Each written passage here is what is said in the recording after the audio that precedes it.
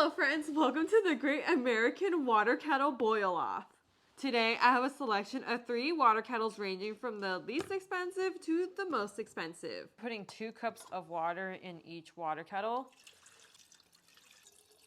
Okay, I'm going to try to start them all at the same time, if I can. I hope this doesn't... Ready for this?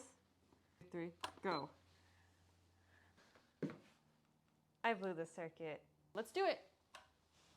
It took 3 minutes and 29 seconds to boil. This water kettle took around 3 minutes and 14 seconds to boil.